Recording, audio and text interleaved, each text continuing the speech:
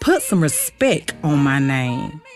In 71, I was 19 years old, making one lousy dollar an hour, waitressing at the Piccadilly out at North Lake. $1. And here we are in 2025, and waitresses still ain't making but $3. 73 years old now, and the government? Over 50 years, and they still ain't worth a damn. I quit, not just because of the pay, though that was trash too, but because I got tired of being a nigga. Yeah, that's what we were back then, treated like shadows, like less than. Now, y'all throw the word around like it's cool, like it don't carry the weight of blood and spit. Baby, it meant something else when I was coming up. I was serving a white man. He threw his hand up and I nodded, letting him know I saw him.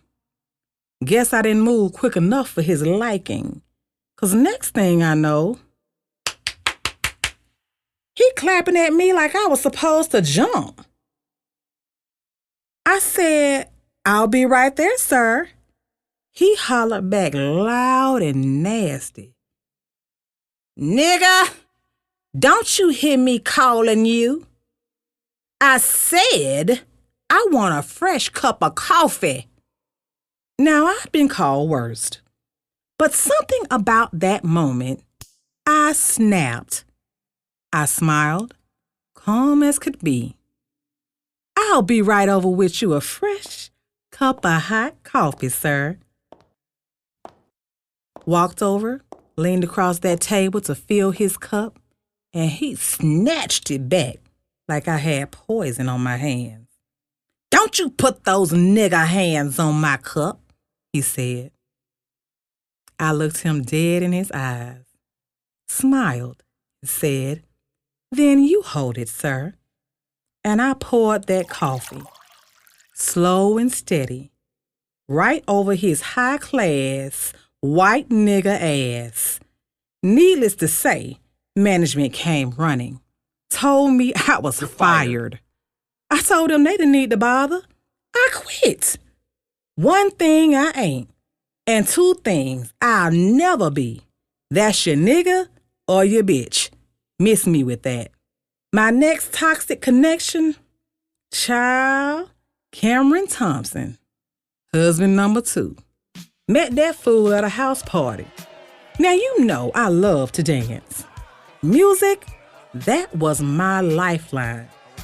I might not have been around for the last call for alcohol, but I was always the last one on the dance floor. See, I'd stroll in right at happy hour, ordering my Coke with a splash of seltzer, like I was sipping something strong. Folks swore I had a cocktail in my hand. Nah, baby, it was a mocktail. I just came to vibe, not to get twisted. Took my friends 5 whole years to realize I never touched a drop of liquor. Never let no barmaid take my order either. I handled mine myself. And if I walked away from my cup, oh, that was it. I wasn't going back to it. 'Cause these streets, woo, folks be dropping stuff in your drink and trying to take your tail. I'll pass. Ain't never been that thirsty. He was my first real husband. I was just 20 years old. This time, I chose the man, and he used his real name. Imagine that. I was moving fast, but baby, I was never really alone. I just didn't want to be alone. Back then, I figured it was better to marry than to burn, you know? Thought I was looking for love, but really, I was just out here looking for something to hold me. And I thought marriage could be that something. He was a construction worker, blue collar, rough hands and dusty boots. Me, I was living in Harris Homes, trying to build a life out of nothing. Next thing I know, I'm standing in front of the justice of the peace. Again. Now, they say the third time's supposed to be a charm, right? But let me break it down for you. The first time, was a hell no. The second time was a straight up lie. So I guess the third time is it. That's what my younger self believed. I learned real quick. You find out where you stand with somebody when life gets tight and you really need them. And that truth don't always come pretty. I was in the hospital, Grady to be exact, getting polyps removed from my nose. Now my husband, he was a brick mason, which means when it's raining, he ain't supposed to be working. So why couldn't I reach him? Anyway, I couldn't sit up in that hospital bed another minute, waiting on a man that clearly wasn't pressed. I called a cab and went home, bandages and all. Soon as we pull up, I noticed the neighbors out front. But they weren't acting normal. They were standing there with their hands over their mouths, eyes big like they had just seen a ghost. I stepped out of the cab like, what the hell going on? Because, baby, the way they were looking at me, I knew before I even hit the doorstep, something was dead wrong. So I get to the door, unlock it, and take my foot, not my hand, baby, my foot, and give it a little push open. And what do I see? A trick running up my stairs in my shit. Not just any old house coat either. She had on my good robe, my little Red Riding Hood special. Cranberry satin on the outside, lamb's wool on the inside. Baby, that robe was luxury and legacy all in one. We locked eyes and her face dropped like she saw the devil. When she took off, you best believe I was right behind her. Where did she run to? My damn bedroom. And guess who followed her straight in? I step in the room and there he is, laid up in my bed, ass naked, like he was waiting on room service. I stood there for a half a second and thought, oh hell no. Reached right in my bag, pulled out my box cutter, and climbed on top of his trifling ass. Grabbed him by the roots of his hair and went to slicing and dicing. I ain't even blink. Then this fool had the nerve, the audacity to look me dead in the face and call me a bitch. A crazy bitch, to be exact. I said, oh yeah, I got your bitch right here. Bet he didn't expect that bitch to chase his naked ass down the block, firing off rounds while he ran, hollering, holding his junk like that was gonna save him. I didn't get locked up, but I did get fined. A small price for taking out the trash. I ain't mad.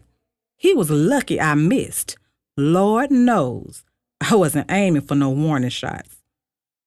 He ran his narrow behind right back home to his mama in Florida. It's funny how a good ass whooping will set a man on the path to righteousness. Literally. I divorced his sorry ass and made sure he paid for wasting my time. Emotional damages and interest, baby. 13 years later, I'm minding my business down at 5 Points when I run into him. And lo and behold, he's a preacher now. Yep, Bible in hand, collar on tight, talking about redemption and God's grace. I just smiled and thought, ain't that something? A near-death experience really will shake the hell out of you. Glad I could help him out of that darkness. You're welcome, Reverend. When we crossed paths, he introduced me to one of his ministry friends, talking about this is my ex-wife. And before I could even get a word in, that holier-than-thou fool started rebuking me like I was the devil in the red hills. What's wrong with you? He said, this is a good man right here. As if he had been his wife in another life. But before I could clap back, Cameron stood up. He said, hold up, brother. You don't know the story. I was a whore back then. This is a good woman. He told him straight. She caught me in her apartment in her bed with another woman after she got out the hospital from surgery. I didn't even show up to help her. You see these scars on my face? These ain't from war. These are from my whorish past, from my mess. And I thank God for them every day because they remind me of who I used to be and how far I've come. She's the reason I'm here today. He said that with his whole chest. And then he looked at me and I saw it, that look, that man I messed up look, that if I could go back look. Then he smiled, a soft one, a little sad, a little sweet. Man, look at you, Priscilla, he said, still just as beautiful as you were back then. My loss.